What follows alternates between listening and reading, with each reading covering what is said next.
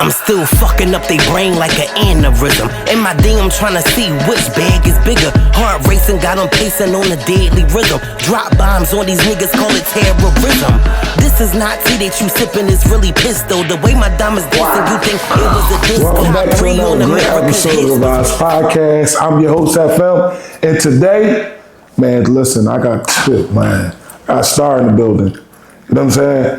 Louiedadon. Welcome to the Thevibes Podcast. What's up, y'all? Hey, man, listen, I appreciate you for coming on, man. Like, it's been a long time overdue. We've been talking back and forth, trying to get things together. I'm happy we did it at the right time because you got things going on. Yeah, but listen, before we get into it, we're gonna start with two truths and a lie. Okay. So you tell me two truths and you tell me a lie. Now I figure out which one is the lie and which one is the truth. Okay. Make sure y'all like, subscribe, and follow the Thevibes Podcast on all platforms. I fought 12 times in one night. Damn.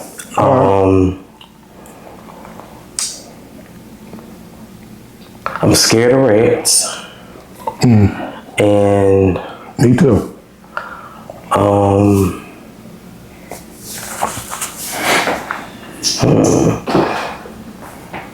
I think it's I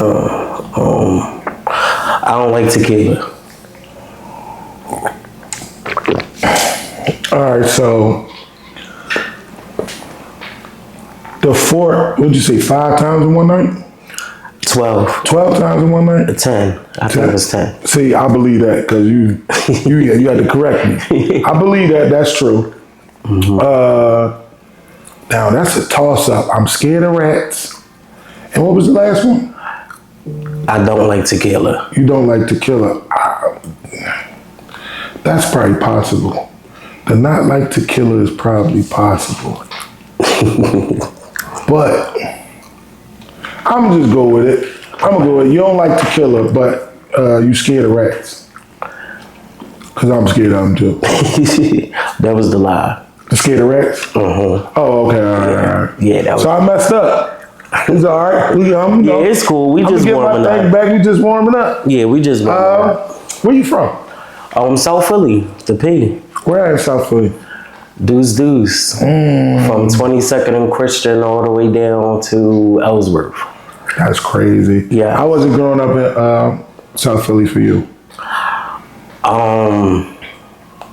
It was fun. Okay. Like it's crazy. Like South Philly, to be from South Philly, you know, like yeah. It was cool though. Okay. South Philly, it was cool. I ain't had no. Depends which era. Let's go. Listen, which area, whatever area you want to get into. For the most part, I'm gonna keep it a bean. Like it's fun. Like South Philly was a vibe. We had South Philly lit. Okay. From the club scene, the party scene, the fights. What was your favorite club to go to down in there at that time? I ain't really do the clubs too much. I was really like a bar boy. 1252 was my shit. Okay, all right. We had 1252 on lock. They named the drink after me. So yeah. What was the drink? What was it called? Louiedadon. It was 151 and Hypnotic. Yeah, I like that. I ain't even gonna lie, that was the time that Hypnotic was really popping with drinks. Now I know the 151 a little crazy. That was just because with when you do the Incredible Hulk and Henny. Yeah. I mean what is it? Incredible Hulk. That was the Henny and the Hypnotic. That was the Incredible Hulk, right? Okay, yeah. Yeah, so I twisted it. Instead of doing the Henny, do the Hypnotic and the 151. And then everybody would be fighting at the end of the night. Yeah, that was a hell of a joint. That's crazy. I had that shit lit. They was on top of the bars dancing. They went from that until when we got out. Yeah. So it was what was your family like back then? How was it growing up with your family? It was chaotic. I'm the youngest of 5 from my mom, and I'm my dad's only child. So I grew up in chaos. Yeah.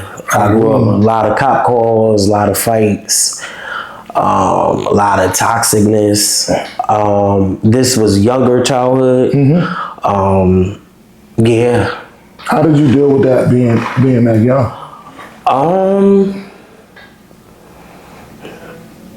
I think it made me rageful at certain points, but I still had fun. I honestly, my mom and dad was working and shit and doing them so much to the point to where I basically raised myself, to be honest. Okay, I can respect For the financial part, I was taken care of. I was cool. Like, only time I had to worry about them was when the school called or some shit like that. But other than that, I raised myself because my brothers and my sister and them, they older than me. So my brother before me is 7 years older than what I am. So, okay. Yeah. So I was in a whole different age bracket than them. So like I said, I was doing my own thing. I had my own friends, you know what I'm saying? Yeah. So I was out there doing my own shit. Yeah, no, I respect that. So growing up, because you said the school might call, what type of trouble you'll get into at school? Just growing up, it's just getting into your life back then. No, cool. It was my mouth. Okay. I'm a professional roaster. So if it wasn't there, I was fighting. Okay. Yeah. What made you first get into music? I was getting into music since I was like 7 years old. That's another thing I was getting in trouble with in school. And it's funny because now, just recently, one of my classmates from like middle school wrote me and was like, yo, that's crazy that you finally like living this out, because we was doing our work and shit. You used to get in trouble for it. The teacher would come over and be like, and then I was writing the raps and shit. Right. I had them fake interviewing me in the back and shit, like we was on 106 and Park. Hey, yo, that's wild. Yeah. Yeah, so I've been like doing it since I was like a child. Okay. I just never thought that it would be like a thing, like a reality, Yeah, I'm definitely proud of you, you know what I'm saying, because it was a long road for you. You know, not saying that making it seem like we knew each other for years. Yeah. But, you know, it's always good to give people their flowers. And that's what we do over here on the Thevibes Podcast.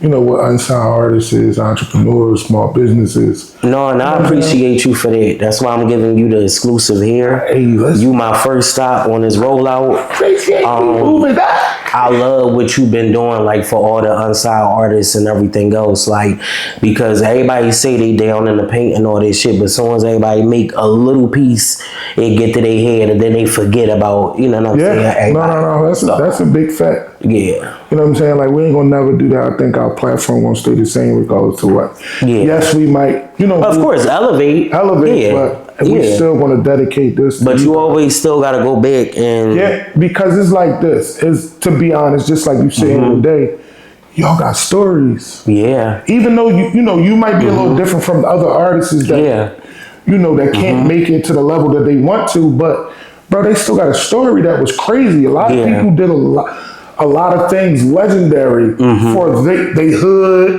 for their homies, whatever. And I'm just trying to give off that platform, and that's it. Yeah. For sure. So, as a kid, who did you look up to in the music game? Listen, we get into like what era as a kid? Like little kid, like what era? Not teens, right? But kid. I mean, we could do kid, then we could do teen. I got you. As a kid, I always wanted to be a part of the Flip Mode Squad. Yo, Busta Rhymes. I respect that. I always wanted to be a part of the Flip Mode Squad. I looked up to him. Hove, of course. Yeah, okay. Kim Fox. Rodiga. I don't think she get her flowers the way that she's supposed to get them. Rodiga was dope. Still in kid era. Pop. Okay. I ain't getting the big when I was a kid. A lot of people can relate. I related more to Tupac. More of the struggle. Yeah. He was crazy. That's what I loved about him. Like, he ain't give a fuck. Gemini in him, man. Yes. And I'm a Gemini, so that's why. Listen. Yeah. I'm sorry, I forgot. This is episode 54. But on 53, we had K Gibbs. K Gibbs is Gemini too. For real. His the 18th, mine's the 16th. Mine the 15th. God damn, Yeah.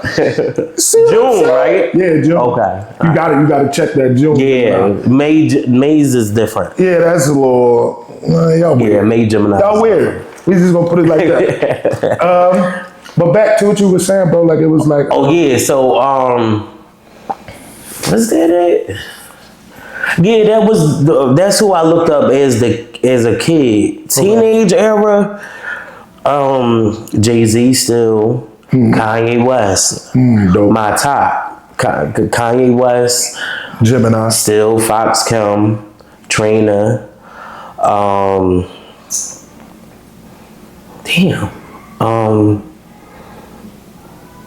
Ludacris. Yeah, I get you. His bars and metaphors is insane. I don't think he get the amount of respect he don't get the amount of he's respect supposed to credit. get. Like he top tier. I think that I'm lying. That was it. So new era now. Since we here now, and it's just a question that I have. No, Do you feel like Gorilla give you that same flow that Foxy and Lil Kim will give you? Back in the day, like kind of sorta.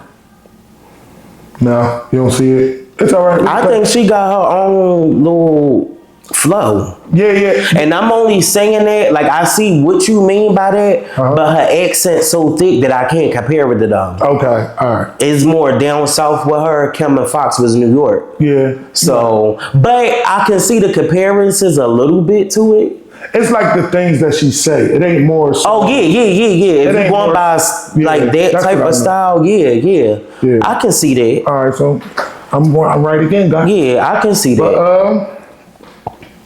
But I can definitely make sure y'all like, subscribe, and follow, man. For sure. When did you first started doing music? I've been doing music since I was a kid. I'm talking about like I was recording. Like my wish was. My mom got me a karaoke machine, right? This was the cassette karaoke machine. And then I would take the mic, put the mic next to the regular like speakers, and then buy the instrumentals from off the street. Of course, the bootleg stands and all that. Yeah. And I would record I would set the mic up and then speak into the mic and then have it on the cassettes. And then for the covers, the little Polaroid cameras, I would do my own photo shoot with the Polaroid cameras, cut it in half and stick it in the cassette part of it. And my sister still got one to this day. I need to see that. Yeah, I'm gonna send it to you. I'm gonna DM it to you. My sister still got one to this day. Yo, you know what's so crazy? You know, we can make that a what is it called? A throwback? No. We can make it a thumbnail. Yeah. All right. That'd be dope. That'd be dope, bro. And like I said, I ain't never think that I could actually do it. So my teenage years, I wasn't worrying about this shit. I was worrying about getting dressed. So of course I breathe music. Like I love music. So I stepped away from there, and then I was more so into the fashion. To be honest, I just got back into the music. I just became an artist a year and a half ago. Oh wow. So let's get into that a little bit. So you say you also do fashion design. So how did that start? How did that come about? To actually, I mean, we all know in childhood you want to dress and the same thing. Who influenced you to say, yo, you know what? I want to be a fashion designer. All right, so I'm gonna break that down. So I graduated. Okay, when I graduated high school, whatever like that, you know, you be like, damn, what the fuck I'm about to do now? You know what I'm saying? I'm out of school right now, and college wasn't never a thing for me. You know what I'm saying? I'm like, I'm not gonna go waste them people money and I'll be stuck with them loans and shit like that. We are. And then I ain't gonna lie, it crossed my mind. I think I was watching Project Runway, the show Project Runway. Okay, I'm familiar with that. Then I'm like, this might be something I'm interested in. And then I looked into, I'm like, how would I go about it? I was about to go to the Art Institute of Philadelphia, and my dad was like, you ain't signing my name when I'm still on the thing. Oh, wow. So I'm like, Dad, I'm under 25, like I can't do it. He was like, you better figure that shit out because I'm not doing it. So that pushed me to go and teach myself how to sew. Oh, wow. So it was a win-win situation because now I don't owe any student loans or no back money. I just went to the fabric store, bought some fabric. I learned how to sew from home ec in fucking school and shit. Okay. I started making dresses and shit just from hand, like what sewing them from hands. Or I graduated from Reed. Okay. Or Reed, Prison on the Hill. Okay. Not the new Reed. I'm talking about Tasker, the back and How old are you? Because we keep you. I'm 38 now. Just turned 38. I'm 39, but I just turned. Okay, 38. So I get what you're saying. Yeah. Y'all rookies. I was in the Reed days. So you started out with the fashion, this, that, and the third. Then where did it? Oh yeah. So with the fashion, still with that. So I started creating stuff. Then I started distressing jeans and shit, and I started becoming a hot commodity and down South Philly and all this shit.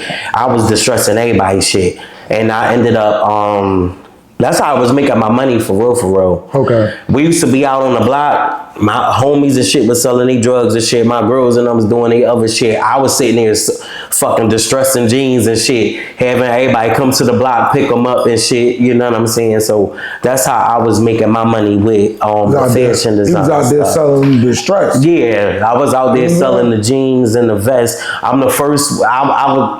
I don't give a fuck what nobody say. I started that trend with the distressed jeans, the bleach of the denim, the studs with the spikes and all of that, the tie-dye. So we can mark this. What year was that for you? 2012, I want to say.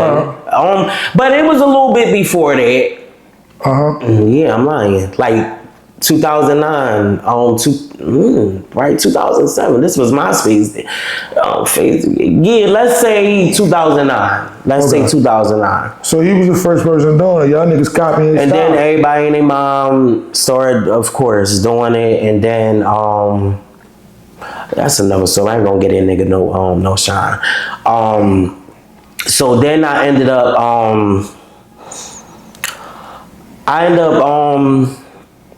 my first, this was Facebook era. No, this was Instagram. This was early Instagram. Natalie Nunn had a booking down here, and she hit me up. Shout out to Miss Cat, Cat Washington.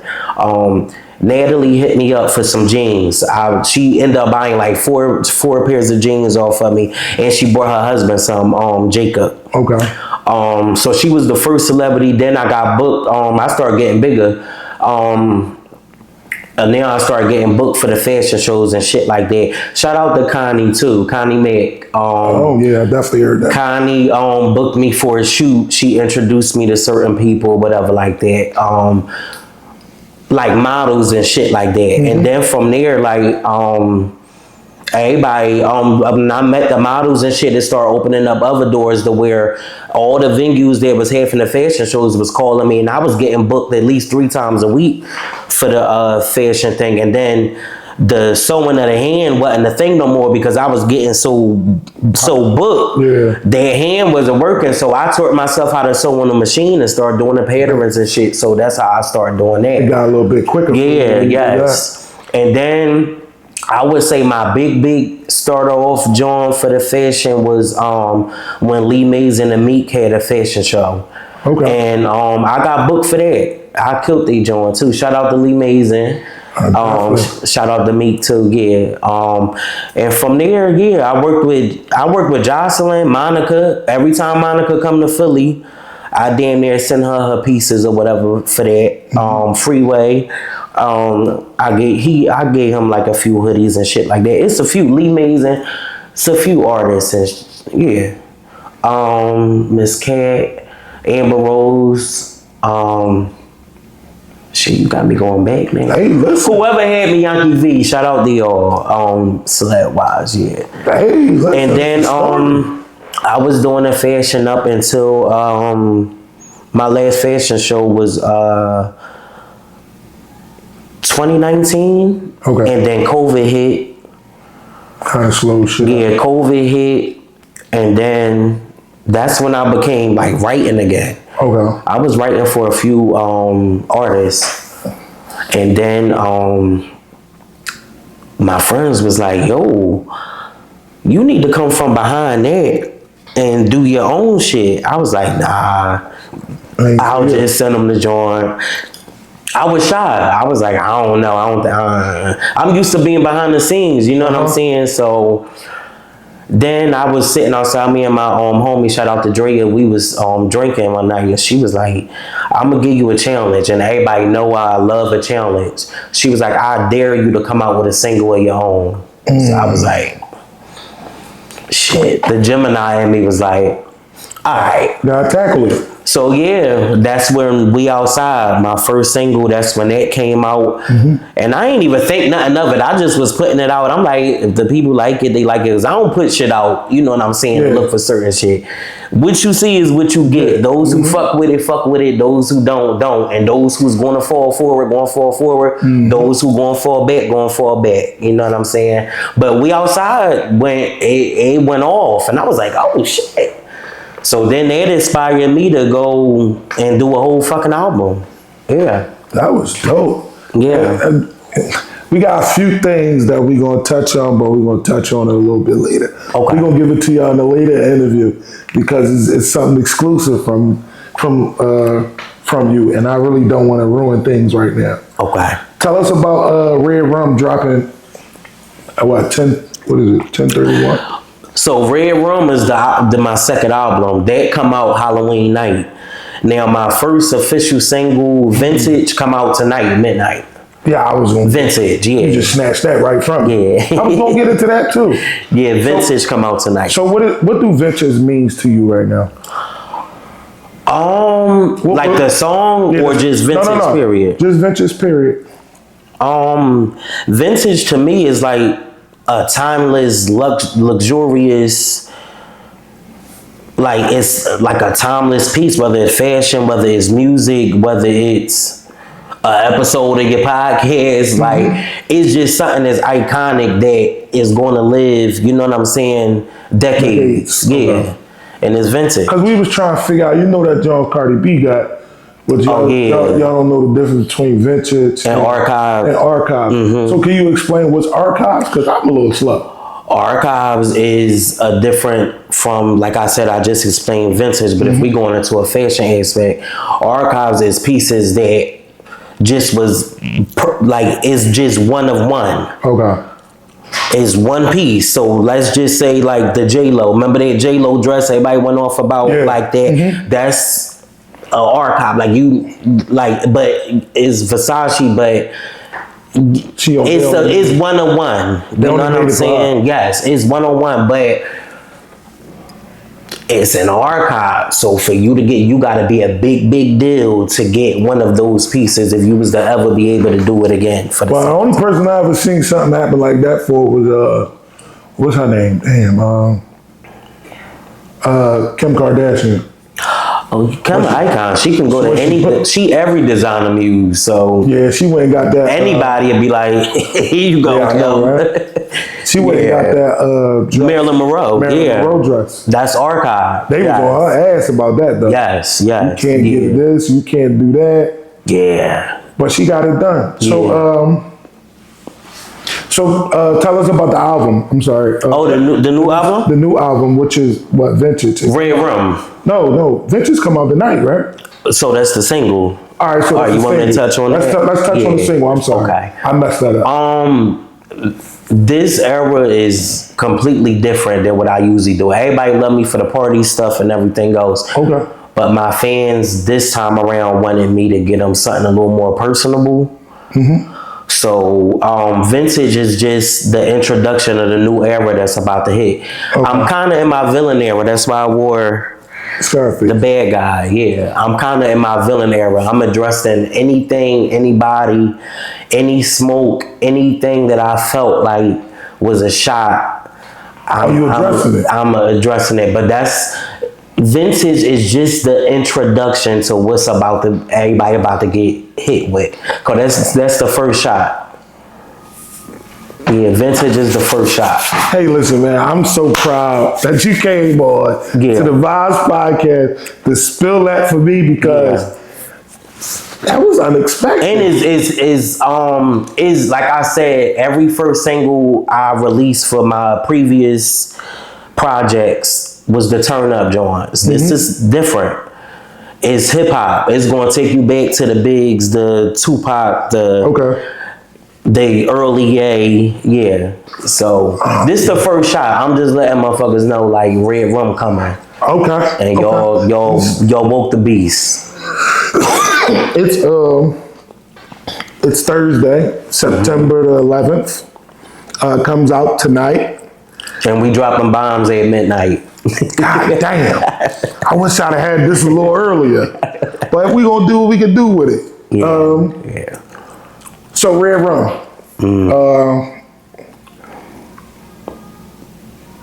How so you saying that Vintage is one shot? That's the lead single. That's the lead single, and then you got REDRUM coming. Which That's is the album. Entire That's the whole album, yeah. So there's no shots on there. Oh, yeah, every track damn near. Yeah. Damn.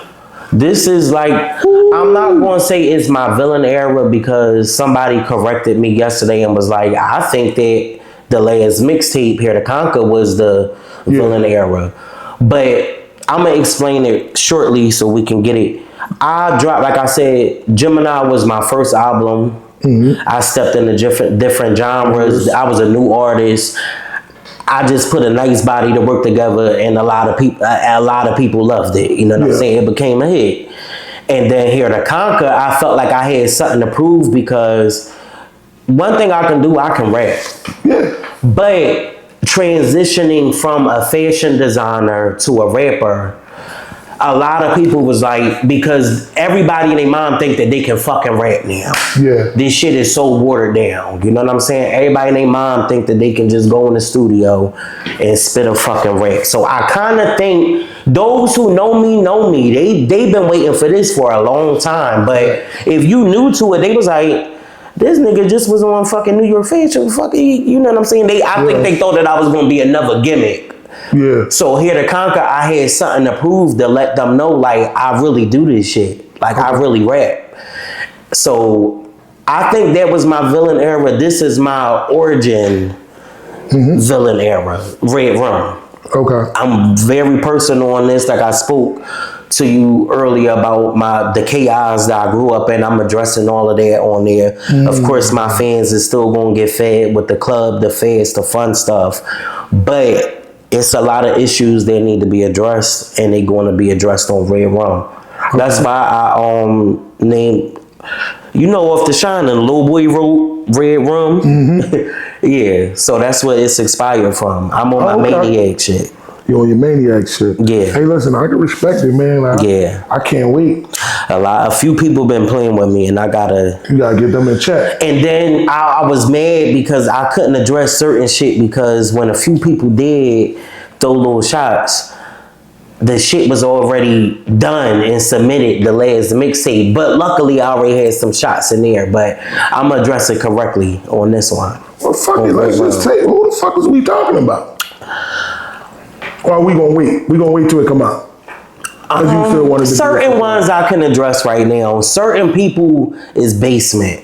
We only go in the basement. No, we're not going there. Okay, so we ain't going to do. That's why I said we're not going in the basement. We ain't going to no basement. Certain people is basement, so I'm not going to take them to the penthouse. So, what project means the most to you right now? That's hard. Cause all of them nice. I'm gonna say, right now, I think REDRUM. Okay. Cause you in your Gemini shit. No, it's personable. Like, okay. Everybody and their mom know I post business, post a little fashion, you know what I'm saying, pick and get the fuck up off of there. So that's why I'm digging deep. I'm finally addressing a lot of shit that I'm letting a lot of hurt go on this. So anybody that wronged me. You released the other twin that we got. Yeah. Like I finally addressed my dad situation with him passing. Yeah, shout out to him. Just my story as a child up to now, any little situation, I think it's a deep album. it's not. I don't want everybody to get the wrong impression that I'm just gonna be on there on some Tupac shit or something like that. That's what I thought at first, but then when you said that, I'm like, oh, it's a whole body of it's different from me. That's what I will say. I mean, we kind of talked on it, but what was you and your dad relationship like? We was close. Okay. Me and my dad was close. We always were close. Like I said, I was spoiled. I was his only child. We became closer though when I was an adult. I will say that. Like, understanding. I think he was a little bit more settled then. And then I ended up living with him. Okay. And we ended up like buying. I think I lived with him for about 10 years. In the last 4 years, he became really, really sick. And I'm glad, like, you was there. I was there to be able to be through that. You know what I'm saying? Every step of the way. So, I understand. That's kind of sort of similar to my situation. Yeah, but we was like this. Yeah, man, my dad, we cool as shit right now. He going through his sick phase right now, diabetes. I'm sorry to hear that. Nah, he good. I mean, he lived his life. Yeah. That man been all over the world. Damn, that's a lot, bro. Do you like the studio or live show? More. I'm sorry. So do you like the studio or live show more? Yeah, we gonna bounce all over. Like what you mean? You answer all my damn questions, but it's cool. No, you can go back because you might say it differently to where I'll give you a different answer. All right. Yeah. So you said the studio or a live show? Like what you mean? Like in the studio? Like, do you like the studio or do you like the live show more? Like performing? Performing. You like performing more? Okay. How do you write? Pen, the phone? Phone. Okay, it makes sense. How do you stay consistent with music and posting on Instagram? This time I got a team, a rollout team. Oh shit. So I'm my own, even when I was doing the fashion, I only team member I would have is an assistant that helped me today like the fashion shows. But with the music, I do my own shit. I ain't got no manager. I go in there, I just do this shit. I'm an organized like type of person. So with the consistency, when I drop a project, it's a nice body of work that's going to keep the fans fed for a few months. Only thing I got to get them is a few visuals. So I just think of it as what I want my faves artists. You know what I'm saying? That's how I look at it. Like, and I interact with my fans and stuff. So, what been your biggest challenge so far? Well, let's go with this year. This year.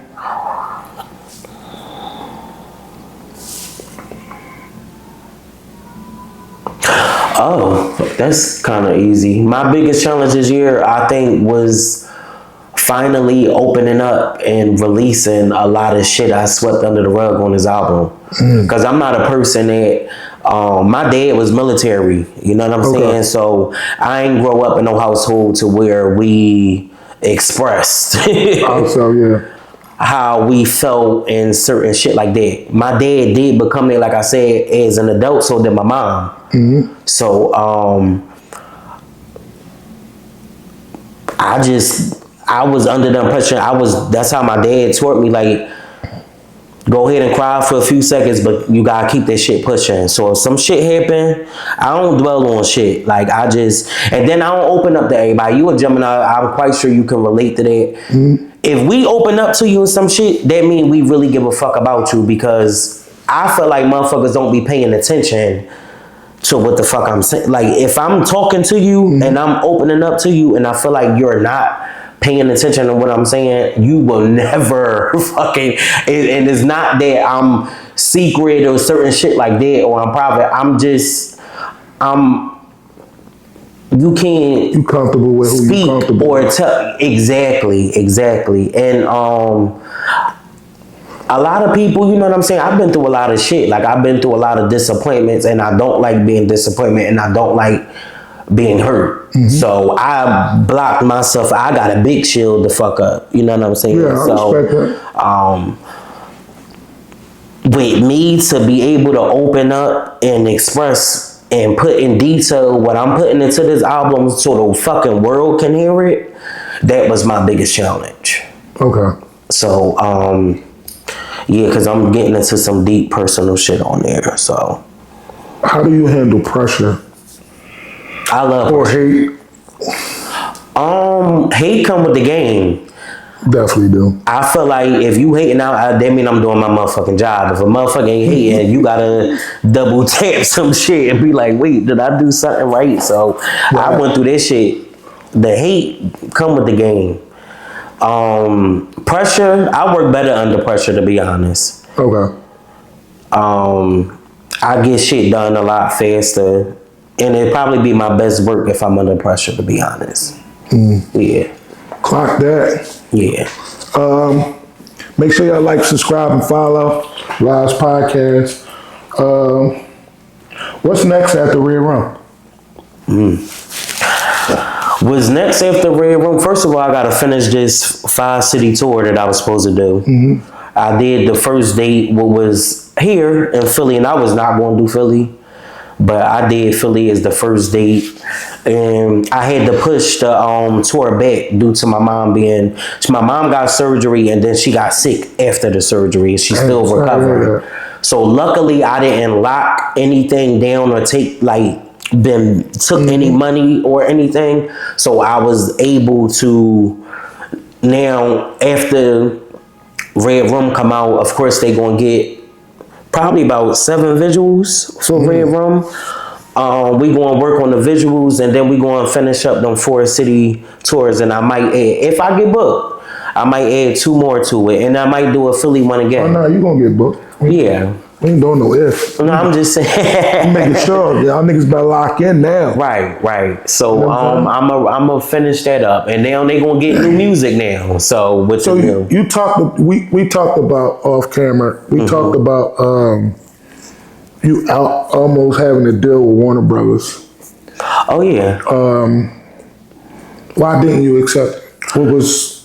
I mean, if we can get into it. Yeah, we can get into it. I was actually offered 2 deals this year. Okay. Atlantic, February, Warner Brothers, May. I'm a business type person, so I'm new to, like I said, this music shit as far as, and you know what I'm saying, with the industry and certain shit. So I got a lawyer. So my lawyer are going to be present in anything that's going to take place, you know what I'm saying, as far as me signing any contract or anything. So with my lawyer being present in a meeting with Warner Brothers, they spoke a good game, but my lawyer texted me on the side. He said, don't take this deal. So I would text him back. I said, it sounds like, he was like, this is a 360 and they're disguising it. I'm telling you. He was like, that will work for artists that don't write their own stuff. You know what I'm saying? How that's supposed to go. But you write everything down to your hooks and everything else. So don't take it. You worth more than that. So I was like, oh. I was like, you know what I'm saying? Thank you for the opportunity, but you know what I'm saying? We just going to seek other labels and we'll see. So that's the only reason why I ain't take Warner Brothers, because I'm not signing no 360. I know that's the fuck, right? We done with that. 360. We too smart for that shit. You know what I'm saying? You say you do got a lawyer, right? Like who advised you to get a lawyer at that time? Well, not the time that you about to get signed, just period. Like, who advised you? I learned about the lawyer situation when my dad passed away. Oh, okay. Because he had a lawyer. Okay. Actually, it's his lawyer that I still got. As far as certain things, like with me taking care of all the funeral things and everything else, and we had to go and dig up old money that he may have had during, you know what I'm saying? That's where I got with the lawyer. Okay. Like, he was the one putting me to oh, he was in the military. You need to check the military. He retired from the city. Go check the city. You know what I'm saying? Because we just went off what you saying right we there. just was paying for this shit because he had a life insurance. He had like 2 other life insurance from the city, the military, all kinds of shit. Yeah. And if I ain't had that Louie, I wouldn't have never knew to go and call them people to get it. And he retired from this shit. And they damn sure wasn't gonna call you. They was not gonna call. They don't play no games. They want you to forget. Yeah. You know what I'm saying? I mean, you got some people that, because I done seen that, you got some people that keep their business the way they're supposed to go when it comes to insurance. Because I know my mom had died, and she was in the military too. In the military, she was paid for it, everything. But the military also came and gave her the flag and I got that too. And then they also gave them the money, but she was already buried. Yeah. Now, they didn't give me no money for the funeral, however that's supposed to go, but they did cover the burial part of it. Like, he's buried out there in the military. Yeah, so he had like a little military burial. And it worked out good because I ain't have to see him like go into the ground and shit like that. You know, they do the joint, fold the flag up, hand you the flag and stuff like that. So that was dope. That was dope. Yeah, that's how he would have wanted to go out. So we never got into it though, but what was your first song like? My first No. Let me repeat that again. Okay. What was your first song that you wrote, studio, and put on a track and everything? We Outside. Oh shoot, you did say it then. I'm sorry. Yeah, that was the first single, yeah. Yeah, so I seen you on there, but I never, it's certain shows that interest me, but then I forget because my brain is blown out. Yeah. So let's get on to, you was on America's Top. It was America's Next Top Hitmaker. It was Busta Rhymes. It was a contest for Busta Rhymes. How the fuck was that? It was, and it's a full circle. Cause that shit full circle moment. Yeah, I always wanted to be part of the Football Squad. So they picked. It was a top 100. Okay. It was for 3 months. The contest was for 3 months. And out of the United States, I made it to the top 3. Yeah, that's dope. Of course, they picked these 2 white people. Yeah. Because the winner was going to get the track and shit with him, and you get to perform at Rolling Loud, and it was like 100,000. Yeah, but out of all them motherfuckers, I made this shit, and I'm a new artist, and I made it to top 3 out of everybody. That says a lot. Yeah. So you also have 2 issues. Well, not issues, but 2 problems that happened. Well, 2 people still in your song that happened just recently. Oh yeah. We Outside Tonight, which was Natalie Nunn, and then the other one was Sweetie. Yeah. What song was that? The Will Sweetie. Pressure. Let's talk about the one with Sweetie. All right. So, I love Sweetie. Yeah. He definitely did say that. I love Sweetie. And I'm not even mad at Sweetie. I'm at work and shit. I keep getting these DMs. My fans sending me Sweetie and Sweetie and shit. I'm like, why the fuck everybody sending me Sweetie? Yeah. I had to look twice. I'm like, is this Nikki? That would have made sense why everybody was sending me, but it was Sweetie. I'm like, oh, she look nice. You know what I'm saying? And they kept sending me this shit, but I forgot. I think I got on the phone or some shit, or I was at work. But the next morning, I'm at work like 7 o'clock in the morning, and my phone's still going off with Sweetie. I said, let me tap the fuck on here. So then she was like, pressure, bitch. I'm like, what the fuck? It was my song. She took half of my hook, put it on there the same way I did it. Only thing she did was tweak the beat. You can still hear the tempos of my beat on there and did a little beat. And it's crazy with Sweetie because I'm not mad at Sweetie. I'm quite sure Sweetie don't write her music, and I know how the industry go. A lot of these producers go and scope shit. A lot of these record labels, you know what I'm saying? Yeah. But my lawyer brought to my attention. He was like, "It's funny that you sent me this, Louie, because Sweetie is signed to Warner Records. I just turned down their deal 3 months prior." And in the meeting of us having that deal, Warner Records said they've been watching me since We Outside came out. So there was 2 projects before. And they was like, yeah, we actually watched you grow as an artist. So now we feel like you're at the substantial to where we can now, you know what I'm saying, welcome you in. You know what I'm saying? And it's funny that they said that because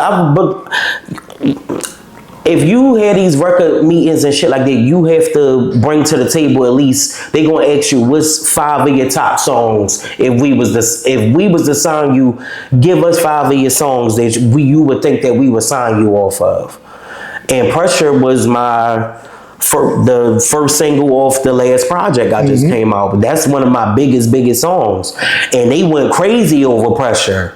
So it's funny that Sweetie has a song now called Pressure, and she's doing the same thing that I did, but she signed to Warner Records also. Yeah.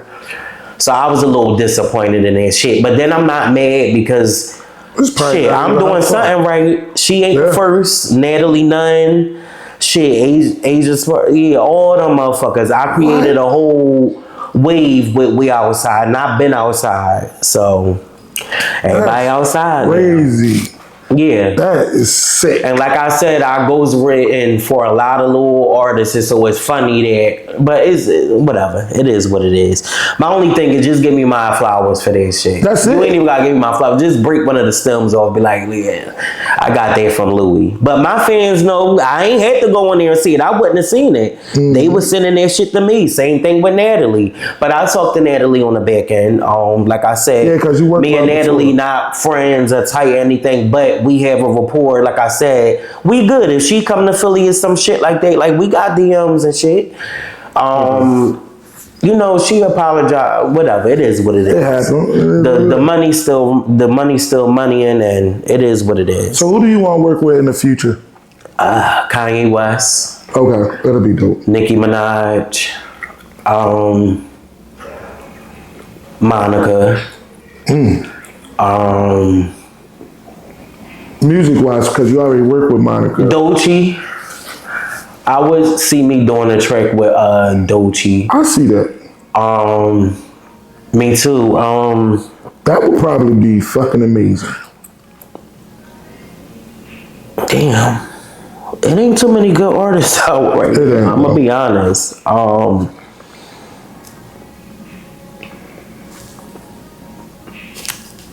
They probably the 3 that I could see that would make sense right now, artist wise. Where can people find you and your music? I'm on every platform, every streaming platform, Spotify, Apple. Type in Louiedadon. It is another Louiedadon on there. It is. Yes, but that's my son. Yes, I'm the dad. I've been Louiedadon before social media, so y'all know the vibes. I'm on all streaming platforms, even Pandora. So yeah, I got my own station on there. Hey, listen, make sure y'all like, subscribe, follow. Yeah. Follow Louiedadon, follow Thevibes Podcast. Yeah.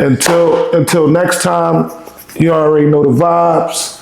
Appreciate y'all. Make sure y'all know it's episode 54. And make sure y'all cop REDRUM Halloween night, October 31st. And make sure y'all stream Vintage, which dropped midnight tonight. Run it up, y'all. Dons and Donettes, I love y'all. Oh, we got his own America's hits, but we're the flip mode. Silver head, quarter the flip, but this ain't Cisco. I been iconic, wait for social media. Niggas know my bot, no need for Wikipedia. Kill them like ether for real, but they don't see us though. This the 3rd time around, yeah, this the premium. Took a little